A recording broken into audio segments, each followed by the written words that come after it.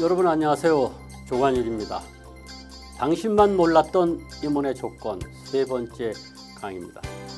지난번 강의 때는 나는 과연 회사의 요구를 정조준하고 있느냐, 회사의 요구를 파악하고 거기에 맞는 사람이 되고 있느냐 이런 것을 점검해보고 그것에 관한 얘기를 했었죠.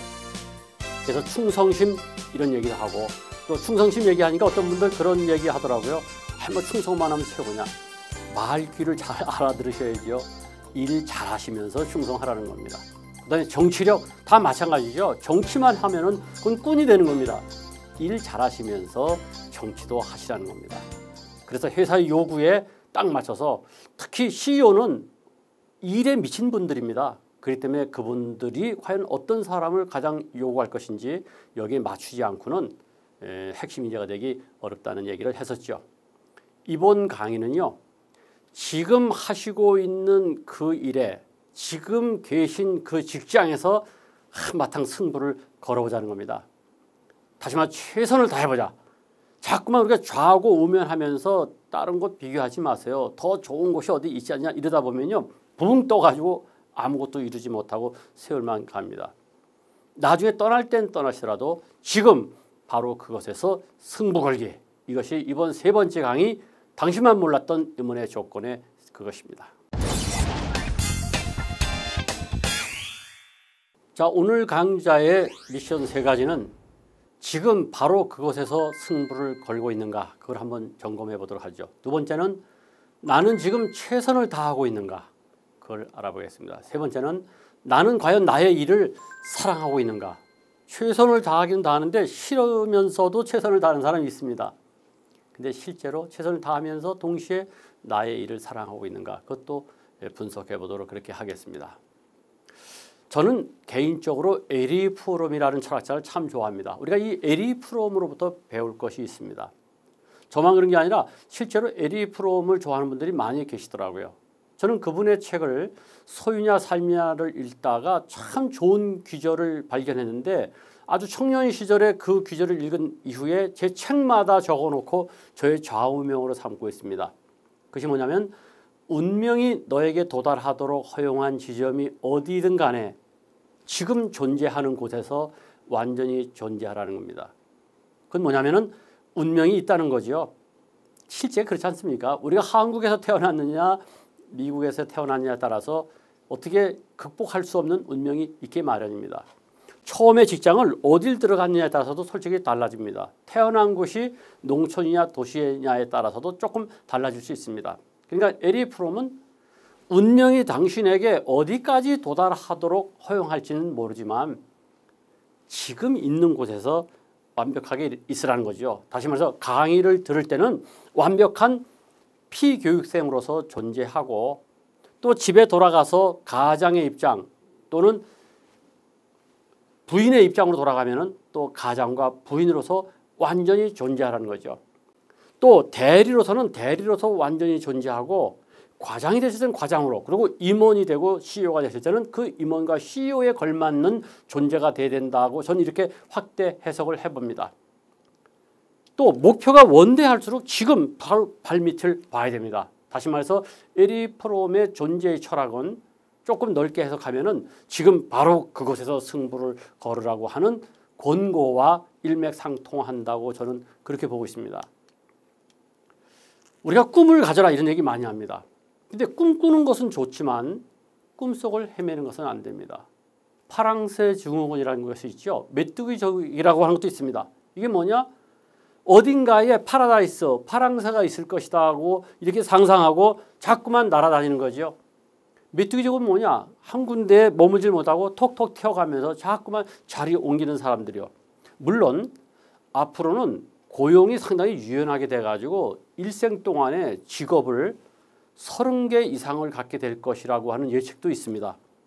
물론 그 30개를 갖는다고 하더라도 한 직장에서 승부를 걸어본 이후에 판단하셔야지 조금 들어가자마자 또 튀고 해서 메뚜기가 되면 안 됩니다. 얼마 전에 어떤 통계를 보고 제가 깜짝 놀랐는데요. 우리나라 대졸 취업자들이 4년 내에 이직하는 비율이 약 60%라고 합니다. 너무 심하다는 생각을 안 할 수가 없습니다. 이직 이후 보면은 무슨 직무 적응이 실패했다든가 또 급여 및 복리 후생이 불만이라든가 이런 것이 되게 나오고 심지어 상사와의 갈등도 나옵니다. 근데 여러분 잊지 마십시오. 파라다이스는 없습니다. 유토피아 없습니다.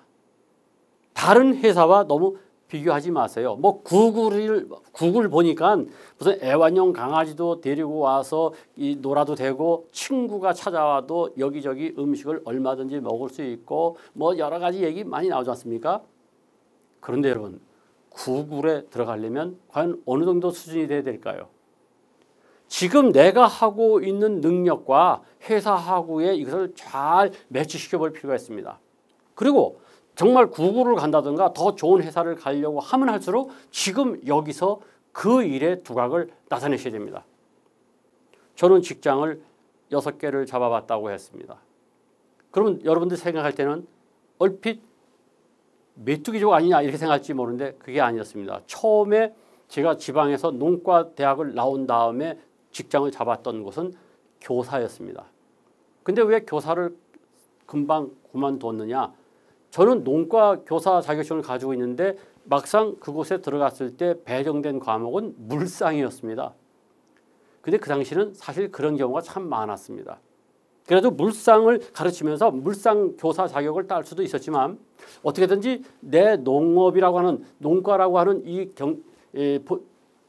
과목 전공을 살려야 되겠다 해서 그때 시험을 봐서 다시 농협으로 간 것이죠. 근데 저는 이런 얘기하면 자랑이라고 하실지 모르는데요. 전 자부심이 있습니다. 저는 교사로서 3개월밖에 일하지 않았는데요. 거기 가가지고요. 들어가자마자 어떻게 생각했느냐. 내가 이곳에서 기여할 것이 무엇인가 하고 보니까 제가 중학생 시절이나 제가 중학교 교사가 된 때나 학습 방법이 같다는 걸 알았습니다. 즉 어떻게 같으냐. 늘 선생님이 이렇게 필기하면 학생들은 열심히 따라 쓰고 이것이 학습의 대종이었습니다. 계산을 해보니까요. 대충 초등학교, 중학교, 고등학교 12년 동안에 필기하는 데 들어가는 시간이 약 3분의 1이 들어갈 거라는 계산이 나오더라고요.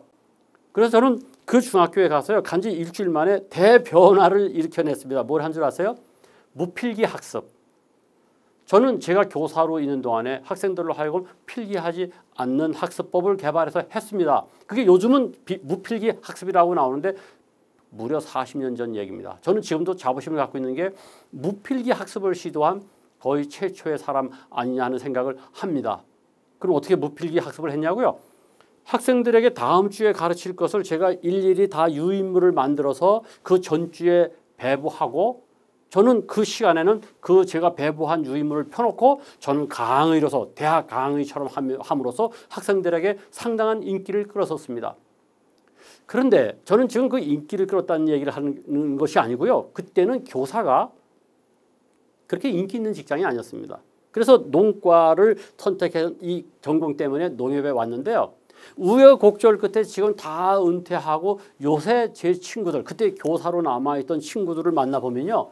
결코 제가 더 낫다고 할 수가 없습니다. 왜냐? 요새는 교사가 인기 직종 1등이 되지 않았습니까? 마찬가지입니다. 농협도 처음 들어갔더니요. 은행하고 급여 차이가 30% 차이가 났습니다. 그래서 저 그때 들어왔을 때 동기생들 중에서 한 3분의 1이 농협이 너무 급여가 낮다고 다른 곳으로 가버렸습니다. 근데 요즘 참 재미난 현상을 발견합니다. 뭘 발견하냐? 그때 농협을 떠났던 사람과 남아있던 사람을 비교해 보면요. 결국은 누가 더 잘 됐다고 감히 말할 수 없습니다. 다시 말해서 세상은 계속 바뀔 수 있는 겁니다. 그렇기 때문에 남의 성공담에 너무 현혹되지 마십시오. 남의 직장은 다 좋게 보이기 마련입니다. 특히 우리가 남의 성공담을 들을 때 잘 새겨들을 이유가 있습니다. 남들 보면 이런 얘기 하죠. 나는 직장에 들어갔는데 별로 마음에 안 들어서 때려치고 그다음에 세계 일주를 했다. 그래서 성공한 분들 많이 계십니다. 또 그리고 책도 쓰죠. 또 어떤 사람은 하루에 3시간, 4시간만 자고 난 했다. 뭐 이런 얘기합니다. 나는 무슨 자살을 생각할 정도로 고생을 많이 했다가 성공했다. 막 하고 책도 나오고 텔레비전 나옵니다. 그때 이걸 잘 들으셔야 됩니다. 그분들이요. 말하지 않은 비하인드 스토리가 반드시 있다는 겁니다. 그 짧은 시간 동안에 방송 시간에 그 얘기를 다 하려니까 그 스토리 다 얘기하지 못합니다. 분명히 그분이 성공하기까지는요. 그렇게 쉽게 되는 게 아닙니다. 두 번째는요. 재미난 것이 뭐냐? 죽지 않고 살았다는 거죠. 히말라야를 갔던 에베레스트를 갔던 성공담을 말하는 분들이 거기 나왔다는 것은 뭡니까? 돌아가셔야 하는 거죠. 실제로는요, 그 모험을 하다가 다치거나 죽는 사람도 많다는 겁니다. 어떤 분은 3시간, 4시간 잤다 그러죠. 요전에 어디 가서 강의했는데 묻더라고요, 저한테요. 성공담을 말하는 분들 보니까 모두 3시간, 4시간밖에 안 잤다는데 그거 어떻게 그렇게 할 수 있나요? 제가 뭐라 그런 줄 아세요? 특수하게 그런 분도 한두 사람이 있겠지만 대부분은 조금 거짓말이 들어갔습니다. 이렇게 얘기했습니다. 세 번째는 뭐냐? 그분들은 책이나 TV를 통해서 이미 거기에 나올 만큼 성공했다는 거죠. 그래서 남의 성공담을 들을 때는 저 사람 비하인드 스토리가 있다. 어쨌거나 죽지 않고 살아계신 분이고 그리고 그 수많은 실패자 중에서 성공했다는 겁니다. 따라서 남의 성공담을 듣고 붕 떠가지고 함께 길을 나서는 것은 바람직하지 않습니다. 지금 있는 그 직장의 승부를 한번 걸어보시기 바랍니다. 곰이 사람 된다는 말이 있습니다. 우리 단군 신화가 그렇죠. 단군 신화 보면은 성질 급한 호랑이하고 그다음에 곰하고 게임을 하죠. 그래가지고 끝까지 남아서 그 쓴 쑥과 마늘을 먹었고 인간이 된 사람은 인간이 된 것은 곰입니다. 호랑이는 성질 급해서 튀어나갔죠. 직장 생활도 똑같은 것 같아요. 성질 급해서 튀어나가면요. 그렇게 별로 좋은 일이 그렇게 기다리는 것 같지 않더라고요. 그 쑥과 마늘 이건 참 상징적입니다. 그 쓴 쑥과 먹으면은 그렇게 그 마늘 자체가 그렇게 맛있는 건 아니지 않습니까? 몸에 좋다고는 합니다만은 그 쓰고 맵고 한 쑥과 마늘을 끈질기게 먹은 곰이 사람 됐듯이 직장에서도 쓴 일, 매운 일을 스스로 맡아서 하는 사람이 그 사람이 제대로 되고 임원이 되고 핵심 인재가 됩니다.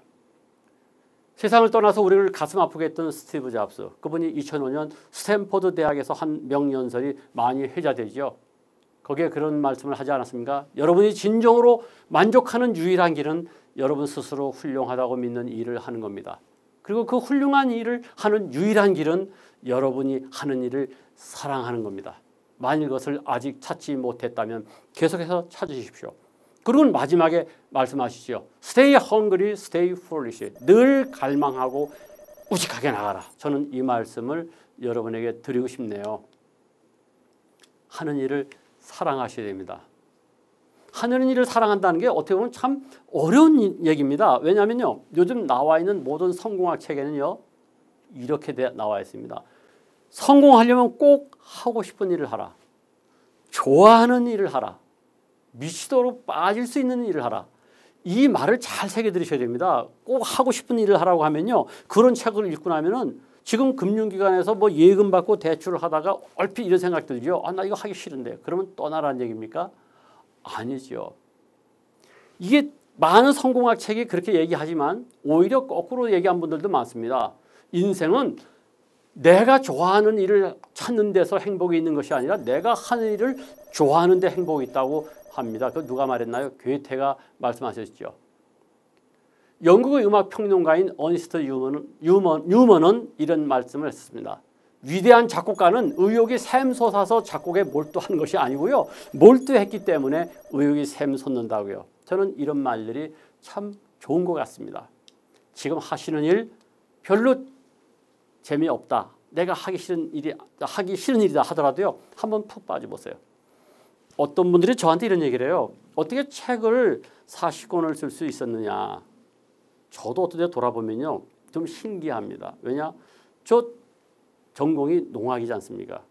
그리고 첫 책을 쓸 때까지요. 저는 일기도 제대로 써보지 않은 사람입니다. 근데 지금 책을 씁니다. 지금 41번째 책도 곧 탈고가 돼서 나오게 됩니다. 그런데 이렇더라고요. 첫 책을 쓸 때는요. 하기 싫은 거를 했습니다. 근데 왜 하기 싫은 걸 했느냐? 욕심 때문에요. 난 어떻게든지 우리 농협에서 좋은 사람, 유명한 사람, 인기 있는 사람, 조직이 원하는 사람이 될 거야. 이런 속된 생각일지는 몰라도 그 목표를 가졌습니다. 그러다 보니까 그 욕심과 꿈이 크다 보니까 그 고통을 이겨내게 했습니다. 열심히 썼습니다. 그때는 지금처럼 컴퓨터가 있던 시절이 아니고 6필로 원고를 채워야 됩니다. 그 첫 책을 쓰고 나니까 그것으로 사람이 말이죠. 여기저기서 불려 다니면서 강의도 요청한 데가 있고 또 조직에서도 너 춘천에 있지 말고 강원도 춘천 제 고향입니다. 그곳에 있지 말고 서울로 올라와라 인사 발리도 내고 하다 보니까 신이 났어요. 그 다음에 또 과장이 돼가지고 또 과장을 됐을 때 거기에 맞는 책을 썼죠. 이러다 보니까 어떤 일이 벌어지냐? 지금은 중독이 됐어요. 모든 일에는 중독성이 있습니다. 얼마 전에 저는 집안에 상이 있어가지고 병원 그곳에서 처음으로 감동적인 장면을 봤습니다. 그 장례를 치르는데 장례 지도사 있지 않습니까? 가봤더니 젊은 여성과 남성이었는데 그분들이 그 시신을 잘 이렇게 염을 하고 마무리하더라고요. 하도 감동스러워서 나중에 그 젊은 사람에게 물어봤습니다. 어떻게 하다가 장례 지도사가 됐습니까? 그랬더니 이분이 이러더라고요. 자기는 처음에 이 직업을 가질 때 부모님들이 뭐라고 하시고 조금 망설여졌는데 하면서 어떤 일이 벌어졌느냐? 많은 분들이 일을 끝난 다음에 우리 부모님을 그렇게 잘 모셔주셔서 고맙다고 진심 어린 감사를 받으면서 사명을 느끼게 되더라는 것이죠. 의미를 찾게 되더라는 것이죠. 그것이 유명한 잡 크래프팅입니다. 여러분의 일 다 의미가 있고 뜻이 있는 겁니다.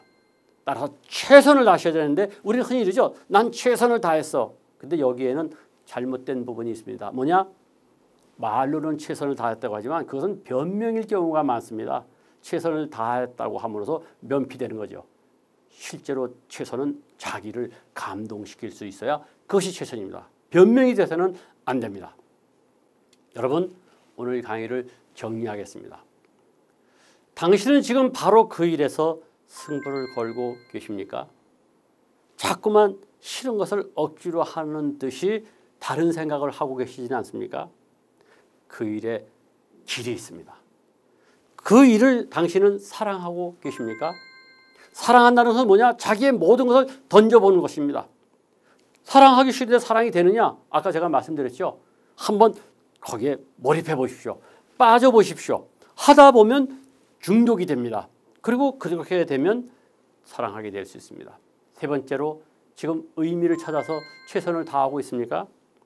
그냥 매일매일 출근해서 그저 주어진 업무를 하고 저녁 때 되면은 또 퇴근을 하고 우리 직장인의 뇌 속에 무엇이 가득 찼는가 하고 인터넷에 나온 거 보니까 퇴근 시간이 이만큼 들어차 있더군요.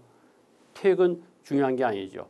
과연 지금 내가 하고 있는 일에는 어떤 의미가 있는지를 아까 제가 장례 지도사 말씀드렸듯이 한번 적어보십시오. 그리고 중요한 것은 정말 내가 그 이 의미를 찾아서 최선을 다하고 있는가도 반성해 봐야 됩니다. 최선이라고 하는 것은 자기를 감동시킨 것입니다. 이 세 가지를 마음속에 담아두시면 이문의 조건에 한 발 더 다가서리라 생각을 합니다. 여러분 대단히 고맙습니다.